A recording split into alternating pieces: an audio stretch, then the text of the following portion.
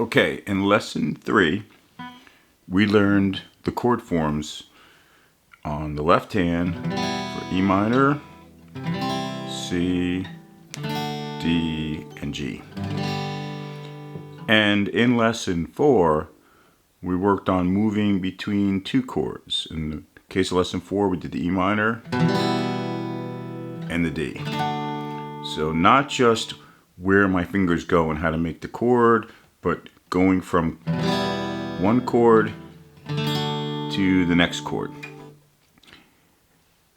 I'm going to add the verse part of Heart of Gold, and you'll hear it right now. I'm just going to play it real quickly, once through or twice through, and come back and give you some thoughts about how to proceed with your playing.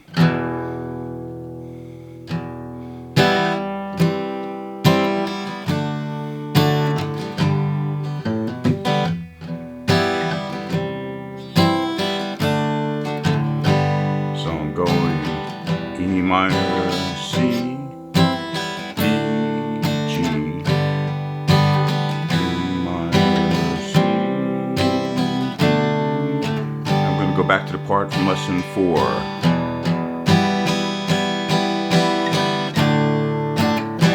It's E minor and D, right?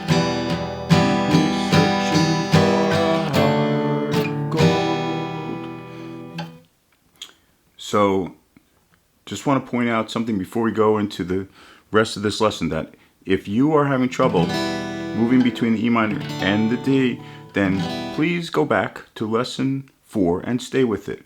You really want to get those fundamentals down.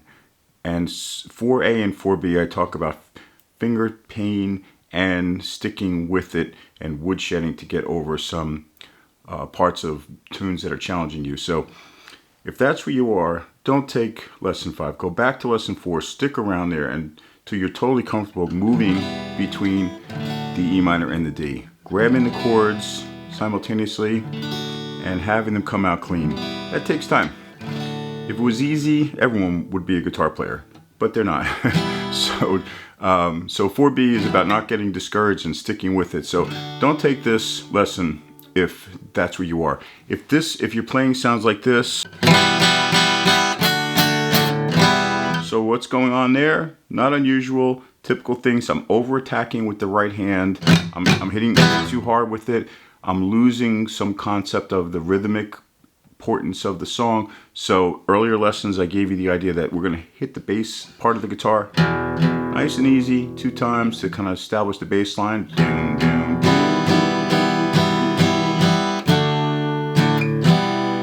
So that's the kind of thing you want before you proceed into this lesson.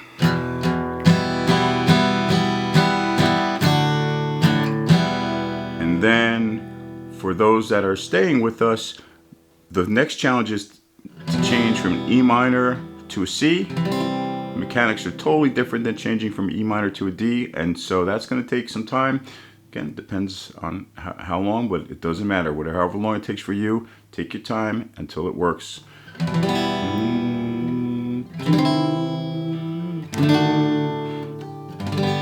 So that's the progression. So I want you to, on the right hand, arpeggiate the chord, which means one note at a time. Like, just instead of hitting them all at the same time, slowly let the pick go down one string at a time. And how slowly is up to you. You can go, or you can go. Whatever works for you, but I want you to get this kind of thing.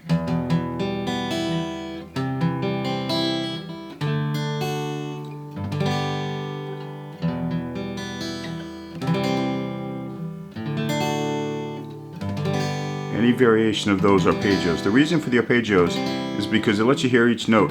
So if something's wrong, let me go back and get something wrong. Oh, something's wrong there on the second and first string. Something wrong there, so I can fix it. So lesson 5 is to really work with those 4 chords and get that mechanical movement from the E minor to the C to the G to the D.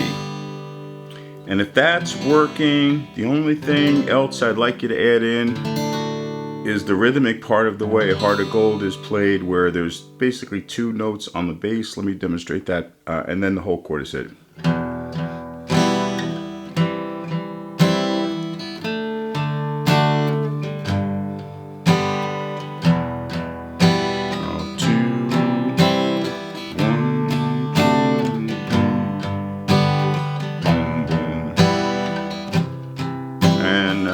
Sing it to yourself if you want to get it worked out in your head melodically. So I'll do that next time we come around. Just gonna go boom, boom, boom, boom, boom. I'll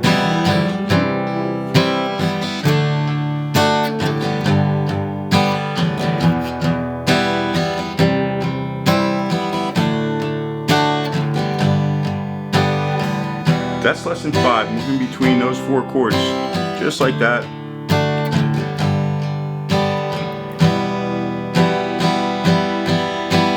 And that's lesson 4.